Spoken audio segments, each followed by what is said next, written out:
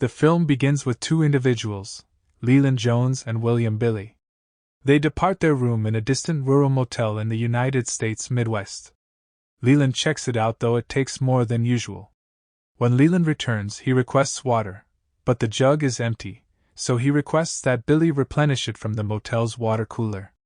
As Billy enters the motel, he discovers two of the employees have been brutally slain, but he ignores the situation and continues walking to fill the jug. Just then, an adorable infant girl who appears to be the staff's kid emerges from one of the rooms. The girl is terrified. Billy initially shushes her with caution. But then he raises his gun at her and fires viciously. The scene shifts to Sarah screaming in horror after having a nightmare about a monster. Her father, Tom Stahl, calms her down by telling her there is no such thing as a monster.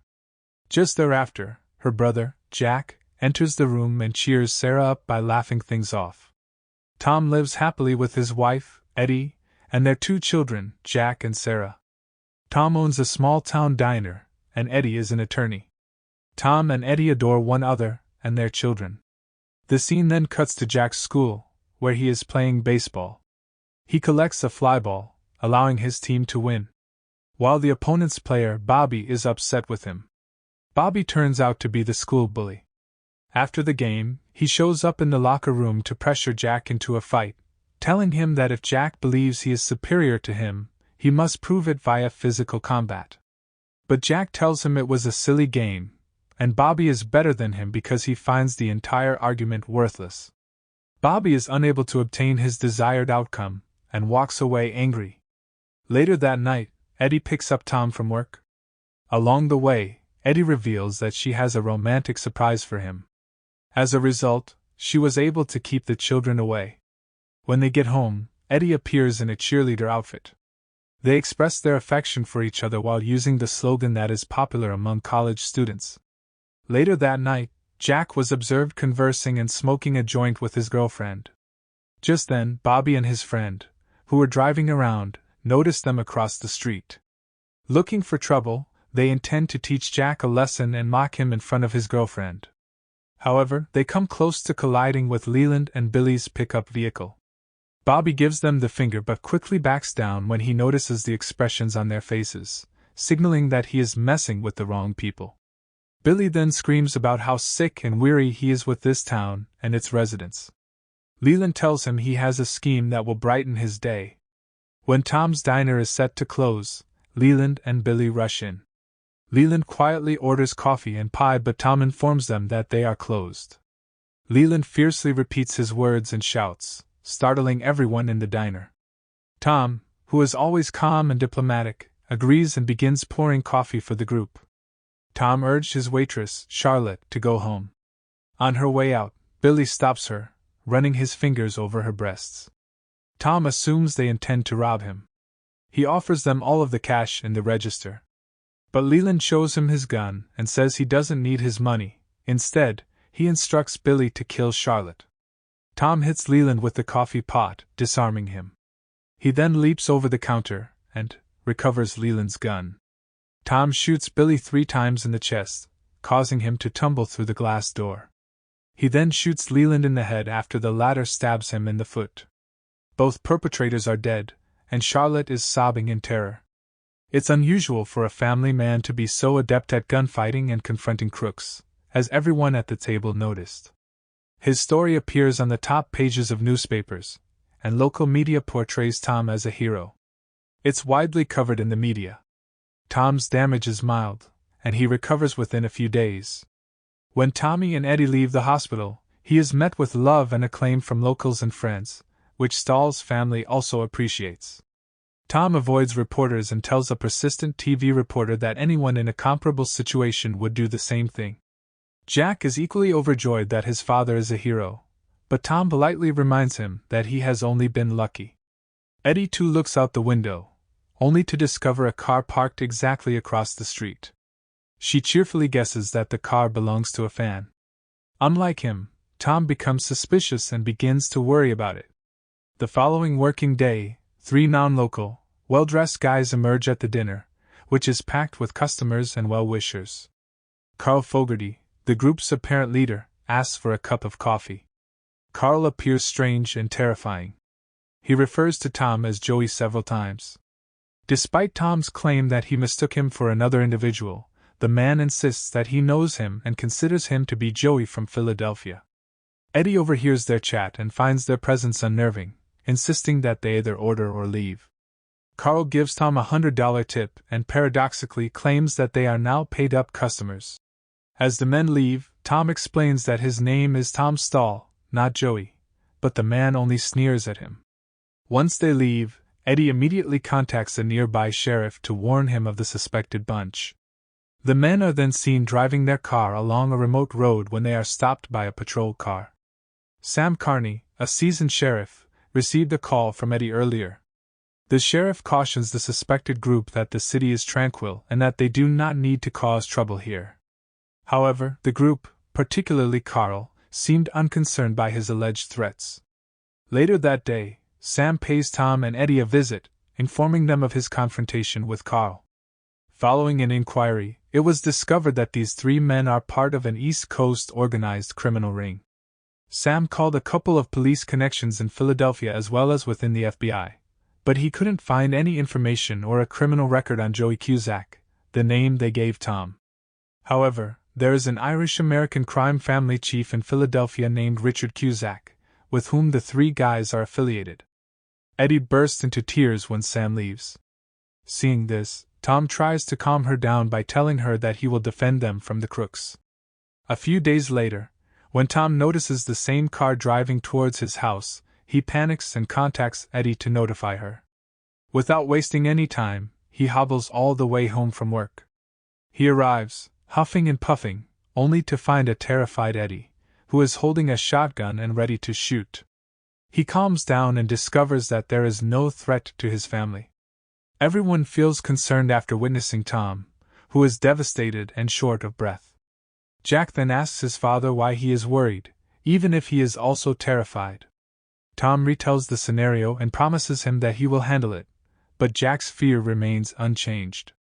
Later that evening, Eddie is shopping at a local mall when she discovers her daughter has gone missing. Eddie runs into Carl Fogarty, who is sitting in a nearby chair and smiling as he looks at Sarah. Carl starts a chat with Eddie, alleging that Tom is not who he claims to be. He just asks her to ask Tom about Richie Cusack, whom Fogarty claims is Tom's brother. He wants Eddie to question, "Why is Tom so good at killing people?" Carl also alleges that Tom was responsible for ripping Carl's eye out with a barbed wire, implying that he is not who he claims to be. Eddie passionately supports Tom and warns Carl that he must keep away from her family or face arrest. But Carl doesn't think much of it. The same day at school, Jack is seen chatting with his girlfriend, Judy, about his father's grief as a result of the troubles he has caused. Just then, Bobby and his friend approach Jack and begin taunting him in front of Judy, comparing his father's bravery to Jack's cowardice. However, Jack is enraged. He attempts to flee but is stopped by Bobby's friend. As they continue to ridicule Jack, he becomes enraged and begins violently punching the two of them, stunning everyone. When Jack returns home, Tom and Jack start arguing about what happened at school. As they argue, Jack says something nasty about Tom shooting the two guys. Tom slaps Jack right away. This angers Jack and drives him to leave the house. A bit later, Tom notices Carl's car parked near his house. Tom appears at the front door with a shotgun. Carl encourages Tom to put down his firearm and accompany them to Philadelphia to meet his brother, Richie. When Tom refuses, one of the men exits the car and takes Jack hostage. Eddie becomes terrified and rushes to her son, only to be stopped by Tom. Tom promises to take care of everything. Tom is compelled to put down his shotgun to free his son. However, as Jack returns to the home, Tom retreats and refuses to accompany them. One of the men points his gun at Tom. Tom breaks the attacker's arm, smashes the man's nose with his palm, then shoots the other mobster twice in the chest. Eddie witnesses everything through the window, noting her husband's skill at fighting and comfort with violence. Carl eventually shoots Tom in the shoulder, disarming him as well.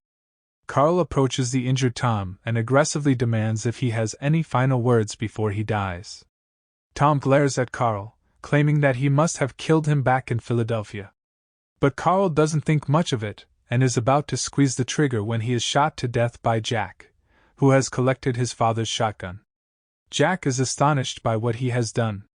Tom looks at Jack with a cryptic, menacing expression, implying that he may have had a criminal past in Philadelphia. He snatches the weapon from Jack.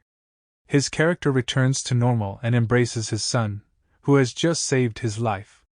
Jack bursts into tears. Later that evening, Eddie pays a visit to Tom, who is healing on his hospital bed. Eddie is certain that his hubby has a terrible past. Because of this, she begs him in tears to reveal the truth. She also deduces that Tom has just killed 2 criminals with his bare hands, proving Carl's suspicions about Tom's past. Tom eventually tells his wife the truth. He was a threatening hitman in the mob as a youth. He also reveals that his real name is Joey Cusack. However, after fighting with Carl Fogarty many years ago, he left the mob and became Tom Stahl. Eddie is astonished and heartbroken upon hearing all of this. She asks him why he used to kill people, and Tom just responds that it was for money and pleasure. After recovering in the hospital, Tom is contacted by Sam, who is skeptical of Tom for not telling him the full story regarding Carl Fogarty. Sam deduces that these urban mob leaders are highly undercover, and they would not have traveled so far from Philadelphia unless they were certain they were looking for the right individual. Tom is about to admit that he is Joey Cusack, when Eddie comes on time. She takes a seat next to Tom, assuming all is okay between them. She protects Tom. Nonetheless, Sam flees, despite the fact that he quietly warns them that they are either lying or concealing something. That night in bed, Tom is startled by a phone call from Richie. Richie makes an implied threat, saying, "Are you going to come see me, or do I have to come see you?" Tom departs from his home at dawn and drives all day and night to Philadelphia. When he arrives, he encounters a young, tough-looking man in a bar. The man drives Tom to a beautiful mansion, where he meets a well-dressed man who appears to be overjoyed to see his younger brother. After some discussion regarding Joey's new life as Tom Stahl, Richie begins telling Tom about the impressive, costly inconvenience and loss of standing within the mob caused by Joey's actions prior to his disappearance. Tom, who no longer needs any part of the mafia life, urges Richie, "Let me know what I have to do to make things right." Richie responds calmly, "You could die, Joey," and turns back to avoid observing the driver as he wraps a rope around Tom's throat and attempts to strangle him. Joey anticipates this, so he kills the driver and 2 other bodyguards barehanded, using his incredible fighting abilities. Richie shoots him multiple times but misses. Richie pursues Joey when he runs out the front door. Outside, Joey murders the final bodyguard in the home and locks Richie in the room. Richie takes his keys out to open the door, but Joey opens it first.